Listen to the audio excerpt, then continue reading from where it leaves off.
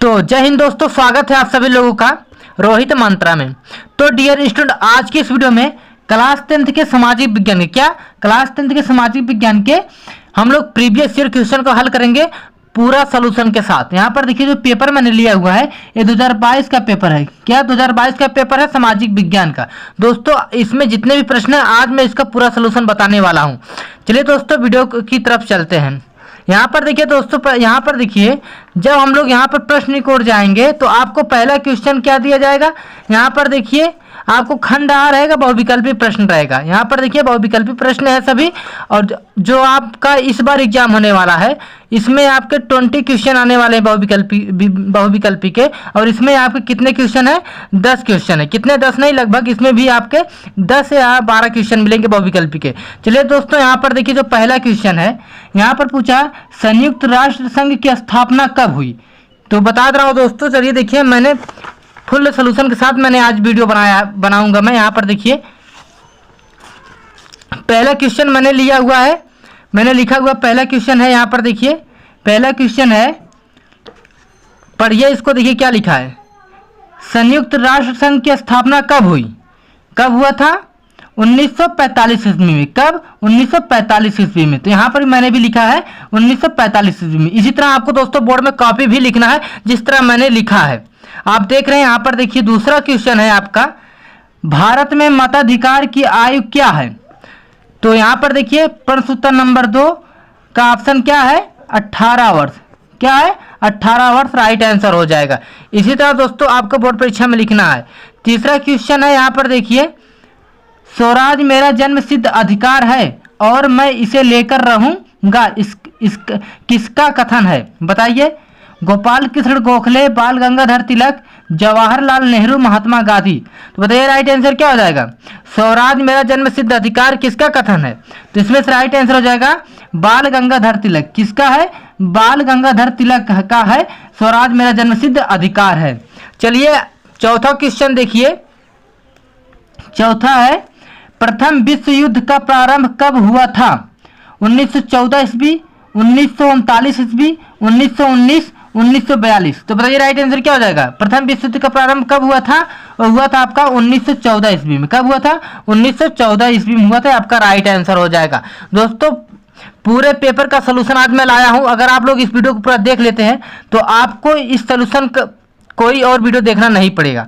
चलिए यहाँ पर देखिए पांचवा क्वेश्चन है आपका, पांचवा क्वेश्चन है डियर स्टूडेंट, संयुक्त राष्ट्र संघ का मुख्यालय कहां पर स्थित है?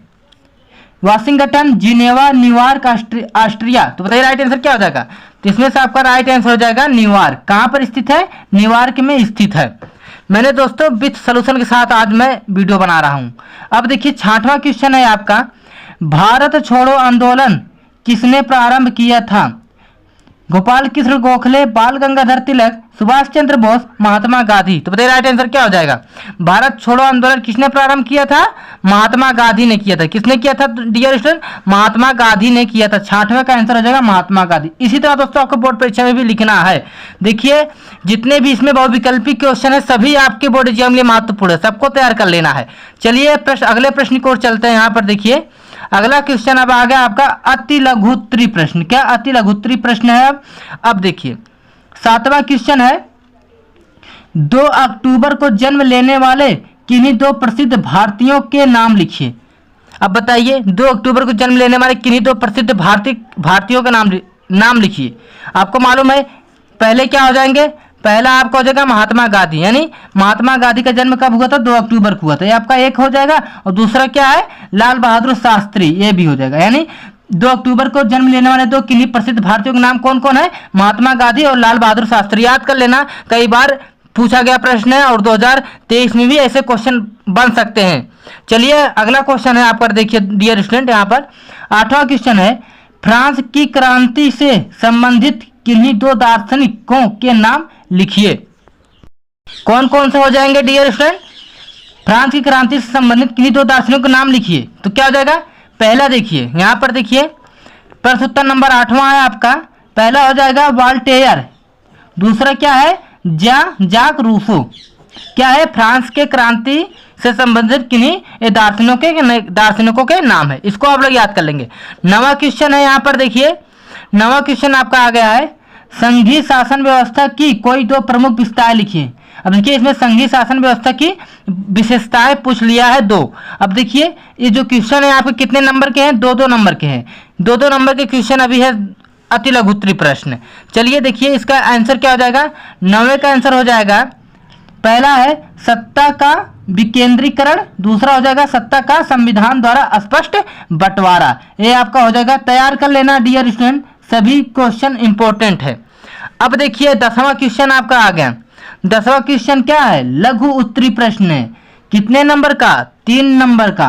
पूछा क्या प्रश्न में देखिए, भारतीय राष्ट्रीय आंदोलन में भाग लेने वाले किन्हीं 3 नेताओं के नाम लिखें। आपको मालूम ही होगा दोस्तों, अगर आप लोग पढ़े होंगे चैप्टर तो, भारतीय राष्ट्रीय आंदोलन में भाग लेने वाले किन्हीं 3 नेताओं का नाम लिखना है। बताइए कौन कौन समझाएंगे।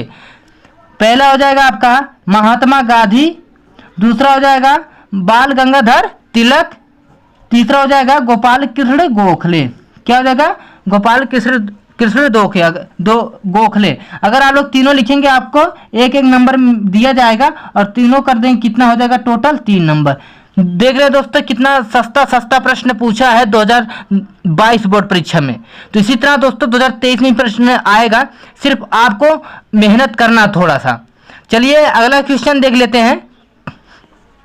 अगला क्वेश्चन है दोस्तों ग्रामर क्वेश्चन है, सांप्रदायिकता को दूर करने के लिए किन्हीं 3 उपायों का वर्णन कीजिए। अथवा करके दिया है, महात्मा गांधी द्वारा चलाए गए किन्हीं 3 आंदोलनों के नाम लिखिए। तो मैंने देखिए दोस्तों इस प्रश्न को बताया है, इस प्रश्न को मैंने लिया है यहाँ पर देखिए, महात्मा गांधी द्वारा चलाए गए 3 आंदोलन निम्नलिखित है। कौन कौन से, असहयोग आंदोलन, उसके बाद भारत छोड़ो आंदोलन, चंपारण सत्याग्रह आंदोलन। ये तीनों आंदोलन दोस्तों आप याद कर लेंगे। ये आपके महात्मा गांधी द्वारा चलाए गए 3 आंदोलन है, ये आपका राइट आंसर हो जाएगा। यहाँ पर देखिए क्वेश्चन में वही पूछा था, महात्मा गांधी द्वारा चलाए गए किन्हीं 3 आंदोलनों के नाम लिखिए। चलिए अब अगले प्रश्न की ओर चलते हैं। यहाँ पर देखिए अगला क्वेश्चन है डियर स्टूडेंट, 12वां क्वेश्चन है आपका देखिए, दीर्घ उत्तरीय प्रश्न है। क्या दीर्घ उत्तरीय प्रश्न है, भारतीय लोकतंत्र के समक्ष कौन कौन सी प्रमुख चुनौतियां हैं। अथवा करके दिया है, भारत में किस तरह की जातिगत असमानताएं आज भी व्याप्त हैं। तो बताइए दोस्तों इसमें से आपको एक ही क्वेश्चन करना है। तो आप अब देखिए, चलिए 6 नंबर का क्वेश्चन है, 6 नंबर का क्वेश्चन है डियर स्टूडेंट। अब देखिए इसका आंसर क्या है, भारतीय लोकतंत्र के समक्ष कौन कौन सी प्रमुख चुनौतियां हैं। 12वां है दोस्तों, देखिए भारतीय लोकतंत्र के समक्ष निम्नलिखित चुनौतियां हैं। नंबर 1 हेडिंग डालेंगे आप, बुनियादी आधार बनाने की चुनौतियां। इसमें आप लिखेंगे विश्व के लगभग 1/4 भाग में अभी भी लोकतांत्रिक व्यवस्था नहीं है। इन क्षेत्रों में लोकतंत्र के लिए बहुत कठिन चुनौतियां हैं, जिनमें लोकतांत्रिक सरकार गठित करने के लिए उचित बुनियादी आधार बनाने की चुनौती है। एक हो हेडिंग ये हो गया आपका पहला, पूछा कितना है आपको, कौन कौन सी प्रमुख चुनौतियां हैं, पहला हो गया। दूसरा है देखिए विस्तार की चुनौतियां। विस्तार की चुनौतियां देखिए क्या है, स्थानीय सरकारों को अधिक शक्ति सुनिश्चित करने, महासंघ के लिए सभी इकाइयों का विस्तार करने, महिलाएं और अल्पसंख्यक समूहों को शामिल करने आदि जैसे मुद्दे इस चुनौती के अंतर्गत आते हैं। तीसरा चुनौती है डियर स्टूडेंट, यहाँ पर देखिए लोकतंत्र को मजबूत करने की चुनौती। इसमें देखिए इस चुनौती का उद्देश्य उन संस्थाओं को मजबूत करना है जो लोगों की भागीदारी और नियंत्रण में सहायता करते हैं। ये चुनौतियां किसी देश में सामाजिक विकास की स्थिति पर निर्भर करती हैं। तो दोस्तों यह प्रश्न आपका पूरा हो गया। आपको अगर इतना लिख देते हैं तो आपके बोर्ड एग्जाम में 6 नंबर मिल जाएगा। चलिए अगली प्रश्न की ओर चलते हैं। यहाँ पर देखिए आपका अगला क्वेश्चन है, 13वां क्वेश्चन है। देखिए भारतीय राष्ट्रीय कांग्रेस की स्थापना कब हुई थी, इसके उद्देश्य क्या थे। अथवा करके दिया है, राष्ट्रवाद से क्या तात्पर्य है, यूरोप में राष्ट्रवाद के उदय होने में कौन सी परिस्थितियां सहायक हुई। या तो आप इसको करिए या तो आप इसको करिए। स्टूडेंट हमने इस प्रश्न को हल किया है। किसको राष्ट्रवाद से क्या तात्पर्य है, यूरोप में राष्ट्रवाद के उदय होने में कौन सी परिस्थितियां सहायक हुई। चलिए यहाँ पर देखिए, राष्ट्रवाद से तात्पर्य लोगों का एक समूह इतिहास, परंपरा, भाषा, जातीयता या जातिवाद और संस्कृति के आधार पर लोग अपने स्वप्न के निर्णय के आधार पर अपना स्वयं का संप्रभु राजनीतिक समुदाय बनाते हैं। यूरोप में राष्ट्रवाद के उदय होने में निम्न परिस्थितियां सहायक हुई। कौन कौन सी थी परिस्थितियां, यहाँ पर देखिए। पहला था नए मध्यम वर्ग का उदय, ये हेडिंग हो जाएगा। आप लिखेंगे इसके अंतर्गत क्या आएगा।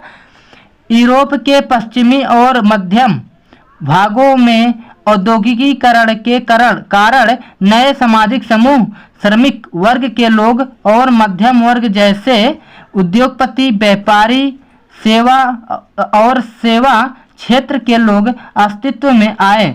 कुलीनों को प्राप्त विशेषाधिकारों की समाप्ति के पश्चात शिक्षित और उदारवादियों के मध्य राष्ट्रीय एकता के विचार लोकप्रिय हुए। अब देखिए इसमें आपका देखिए दूसरा कारण था, दूसरा परिस्थितियां थी। यहाँ पर देखिए है उदारवादी की विचारधारा का प्रसार, यह आपका दूसरा हेडिंग हो जाएगा। अब देखिए इसके अंतर्गत क्या है, नए मध्यम वर्गों के लिए उदारवाद का अर्थ व्यक्तियों के लिए स्वतंत्रता और कानून के समक्ष सभी को समान अधिकार था। अब तीसरा है देखिए यहाँ पर रूढ़िवाद की नई भावना, क्या हो जाएगा। इसके अंतर्गत क्या है डियर स्टूडेंट, यहाँ पर देखिए 1815 ईस्वी में नेपोलियन की हार के बाद यूरोपीय सरकारें रूढ़िवाद की भावना से प्रेरित थी। रूढ़िवादियों का मानना था कि राज्य और सरकार की स्थापित परंपरागत संस्थाओं जैसे राजशाही, चर्च, सामाजिक ऊंच नीच, संपत्ति और परिवार को संरक्षित किया जाना चाहिए। ये आपका रूढ़िवाद की नई भावना के अंतर्गत आता है। दोस्तों अभी आपका प्रश्न खत्म हो गया, यानी तेरावा का जो प्रश्न था वो पूरा इसका आंसर खत्म हो चुका है। अब यानी कि इतना ही आपको लिखना बोर्ड एग्जाम में, और कितने मार्क्स का आपका 6 नंबर का, यह भी क्वेश्चन 6 नंबर का। तो डियर स्टूडेंट आप इस वीडियो को पूरा देखिएगा, या तो आप इसका पूरा स्क्रीनशॉट ले लीजिएगा, इसको तैयार कर लीजिएगा, क्योंकि बहुत इंपॉर्टेंट क्वेश्चन है आपके बोर्ड परीक्षा के लिए। चलिए अगला प्रश्न देख लेते हैं। यहाँ पर देखिए अब जो आपका मानचित्र से रिलेटेड है इसको मैं अलग वीडियो में बताऊंगा। अब चलिए अगले प्रश्न की ओर चलते हैं। अब देखिए यहाँ पर वही दिया गया है। अब देखिए खंडबा आ गया है, आपका खंडबा आ गया है। खंडबा बहुविकल्पीय प्रश्न है। देखिए खंडबा में भी बहुविकल्पी क्वेश्चन दिए गए हैं। चलिए इसको हल करते हैं। पहला देखिए 15वां क्वेश्चन क्या है, करतन दहन कृषि झूम कृषि निम्नलिखित में से किस राज्य में पाई जाती है। उत्तर प्रदेश, राजस्थान, उत्तराखंड, मिजोरम। तो बताइए राइट आंसर क्या हो जाएगा। जिनको आ रहा है वो कमेंट जरूर करें। अब देखिए यहाँ पर आंसर दिया गया है 15वें का उत्तर प्रदेश, क्या हो जाएगा, उत्तर प्रदेश हो जाएगा। इसको आप क्वेश्चन के तैयार कर लेंगे। अगला क्वेश्चन 16वां है आपका, निम्नलिखित में से कौन सा एक संभावित संसाधन है। कोयला, पेट्रोलियम, पवन ऊर्जा, बॉक्साइट। तो बताइए राइट आंसर क्या हो जाएगा। 16वें का आपका आंसर हो जाएगा पवन ऊर्जा, क्या हो जाएगा, पवन ऊर्जा हो जाएगा। अब देखिए 17वां आ गया आपका, मुंबई हाई प्रसिद्ध है पेट्रोलियम के लिए, तांबा के लिए, सौर ऊर्जा के लिए, कोयला के लिए। तो मुंबई हाई किससे प्रसिद्ध है, पेट्रोलियम के लिए। किससे प्रसिद्ध है, पेट्रोलियम के लिए। वेरी मोस्ट इंपोर्टेंट क्वेश्चन है दोस्तों आपके बोर्ड परीक्षा 2023 के लिए। सभी क्वेश्चन तैयार कर लेना। अब देखिए जो आपका अगला क्वेश्चन आ रहा है 18वां क्वेश्चन है, निम्नलिखित में से कौन सी फसल मोटे अनाज के अंतर्गत सम्मिलित की जाती है। चना, मूंगफली, ज्वार, मूंग। तो बताइए राइट आंसर क्या हो जाएगा 18। तो 18 का जो राइट आंसर हो जाएगा आपका ज्वार, क्या हो जाएगा, ज्वार हो जाएगा। अब चलिए अगला क्वेश्चन देख लेते हैं। 19वां क्वेश्चन है, समानतः किसी देश का विकास निम्नलिखित में से किस आधार पर निर्धारित किया जा सकता है। प्रति व्यक्ति आय, औसत साक्षरता स्तर, लोगों की स्वस्थता स्थिति, उपयुक्त सभी। तो बताइए राइट आंसर क्या हो जाएगा। तो इसमें से आपका हो जाएगा ये सभी, क्या 19वां हो जाएगा ये सभी, यानी प्रति व्यक्ति आय भी सही है, औसत साक्षरता स्तर की भी है, लोगों की स्वस्थ स्थिति भी है, मतलब इसके आधार पर निर्धारित किया जा सकता है। अब देखिए अगला क्वेश्चन आपका है 20वां क्वेश्चन है, निम्नलिखित में से किस आधार पर सार्वजनिक और निजी क्षेत्र विभाजित हैं। रोजगार की शर्तें, आर्थिक गतिविधियों के स्वभाव, उद्यमों की स्वामित्व, उद्यमों में नियोजित श्रमिकों की संख्या। इसमें से राइट आंसर क्या हो जाएगा, उद्यमों के स्वामित्व। यानी आपका राइट आंसर हो जाएगा उद्यमों के स्वामित्व, आपका राइट आंसर हो जाएगा। इसको तैयार कर लेंगे। जितने भी क्वेश्चन है दोस्तों मोस्ट इंपॉर्टेंट क्वेश्चन है। चलिए अगले प्रश्न को चलते हैं। अब देखिए दोस्तों आपका अति लघुत्तरी प्रश्न आ गया। पुनः चक्रीय प्राकृतिक संसाधन किन्हें कहते हैं, कोई दो उदाहरण दीजिए। ये 2 नंबर का क्वेश्चन है, इसको आपको हल करना है। एक क्वेश्चन मैं नहीं बता रहा हूं, इसको आपको हल करना है। अब देखिए अगला क्वेश्चन है आपका 22वां है, अर्थव्यवस्था के संगठित क्षेत्र में रोजगार की 2 विशेषताएं बताइए। पूछ रहा है अर्थव्यवस्था के संगठित क्षेत्र में रोजगार की 2 विशेषताएं बताइए। ये प्रश्न है आपका। देखिए आंसर यहाँ पर है आपका। देखिए जहां रोजगार की अवधि नियमित व सुनिश्चित होती है, पहला हो गया। दूसरा है इन क्षेत्रों को कारखाना अधिनियम, मजदूरी अधिनियम तथा ग्रेच्युइटी अधिनियम का पालन करना पड़ता है। तीसरा है इन क्षेत्रों में श्रमिकों को रोजगार की सुरक्षा के लाभ मिलते हैं। 3 मैंने बता दिया, 2 ही पूछा था। आप तीनों में से तीनों तैयार कर लेंगे, आपको 2 ही लिखना था। चलिए अगला क्वेश्चन है। देखिए अल्प रोजगार किसे कहते हैं, अल्प रोजगार किसे कहते हैं। यहाँ पर देखिए 23 का आंसर है अल्प रोजगार किसे कहते हैं। यह किसी भी अर्थव्यवस्था में श्रम उपयोगिता को मापने का एक साधन है, अर्थात श्रमिकों को उनके कौशल और अनुभव के अनुरूप कार्य प्राप्त हो रहा है या नहीं। इस प्रकार जब कोई उच्च कौशल प्राप्त श्रमिक निम्न कौशल और कम वेतन वाले कार्य में लगा होता है तो यह अल्प रोजगार की स्थिति है। यह व्यवस्था की उत्पादकता को सीमित करता है। यह आपका अल्प रोजगार का परिभाषा है। आप इतना तैयार कर लेंगे, अल्प रोजगार इसी ही कहते हैं। जितने भी क्वेश्चन है दोस्तों आपके बोर्ड एग्जाम के लिए सभी महत्वपूर्ण प्रश्न। अब चलिए देखिए यहाँ पर अगला क्वेश्चन आ गया लघु उत्तरी प्रश्न का, हमें खनिजों के संरक्षण की आवश्यकता क्यों है। गेहूं की खेती के लिए अनुकूल भौगोलिक दशाएं बताइए। या तो आप इसको हल करिए या तो आप इसको लिए। मैं गेहूं की खेती के लिए अनुकूल भौगोलिक दशाएं बताऊंगा, मैं इसको हल करके बताऊंगा। अब देखिए यहाँ पर उत्तर है आपका प्रश्न उत्तर संख्या 24।